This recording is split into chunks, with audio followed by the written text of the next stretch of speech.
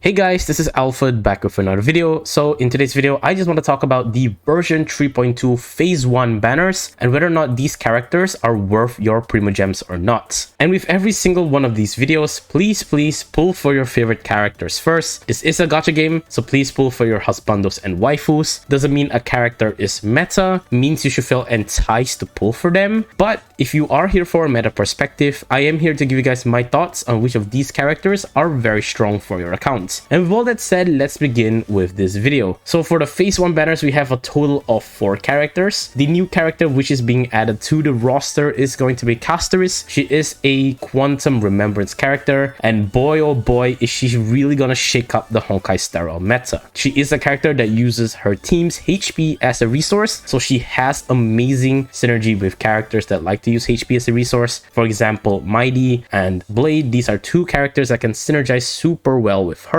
On top of that, she is Remembrance, so she has a Memo Sprite, and a lot of the focus right now in the game will be the Memo Sprite meta and how they're going to be affecting the game right now. Summons and Memo Sprites are very strong, so Castorice is going to be very strong as well. And lastly, the cherry on top, which a lot of people are talking about, is the global passive. And this is going to be the main reason why you want to roll Castorice, is because of the global passive, which will take effect whether Castorice is on your team or not. So this is the big thing, because technically now, as long as you have Castorice in your account, you don't even need to play her in your team. The global passive will be active, so technically you are going to be running your team with 5 characters. Albeit her global passive is not that great, but because Hoyoverse decided to add global passive to the game, this means that in the future there are going to be new characters as well with global passives, which might make them a must roll as well. So on top of her absurd amount of damage, and because the meta is going to be revolving around her soon enough, Castorice is going to be a very strong character, and in my opinion, she is going to be the must pull for this patch itself. The next 3 characters are all going to be rerun characters. The first character we're going to talk about is Fugue. Fugue is a premium break support character. Technically, you have Harmony MC to do that. Because a lot of people are switching to Remembrance MC, you generally need another break support if you're planning to play break teams. If you have Firefly and if you have Rappa, for example, you definitely want someone like Fugue to amplify their break damage. However, if you don't have these characters, or you are not planning to play break in the future, then Fugue is 100% safe skip for you. The next character alongside with Fugue is going to be Jiaoqiu. Jiaoqiu is a fire nihility character who does amazing DOT damage. Now, the thing with Jiaoqiu is you're either going to be playing him in a dot team, which is most likely going to be played with Kafka, or you're going to be playing him in a debuff team, which is something like Acheron or Dr. Ratio. Now, if you are not planning to play dot, or you're not planning to play debuff teams at all, then Jiaoqiu is a complete skip. He is not a main DPS, so he does not do a lot of damage by himself. Instead, he amplifies his team's damage and overall supplements the damage that your main DPS is going to do. So similar to Fugue, if you're not going to be playing any of these archetypes, then Jiaoqiu is also a safe skip. And the last character for phase 1 is going to be Acheron. Acheron is a nihility lightning DPS. Unlike Kafka, who does dot damage, Acheron does damage based on the debuffs, and she also does raw damage. Acheron herself is a amazing DPS. Through the test of time, with all the metas changing, break, AoE full up, these are some archetypes which have gone up and down in the meta. Acheron is still a really solid main DPS character that you can play because of the fact that she's able to break any weakness. Now, the problem with Acheron is that in order for her to be a super good DPS, you need a lot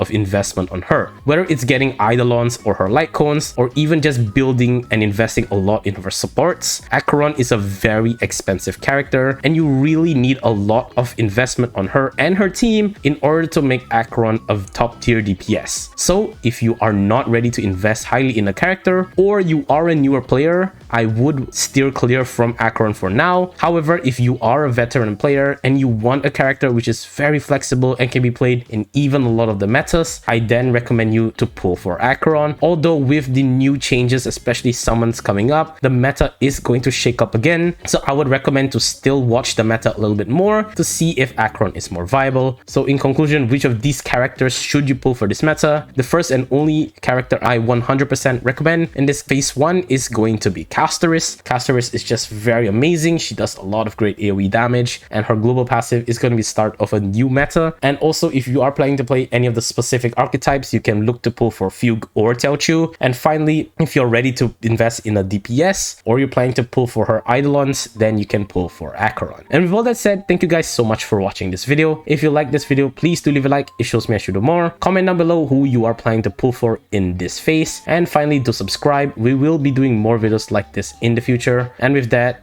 I will see you guys next time. Peace.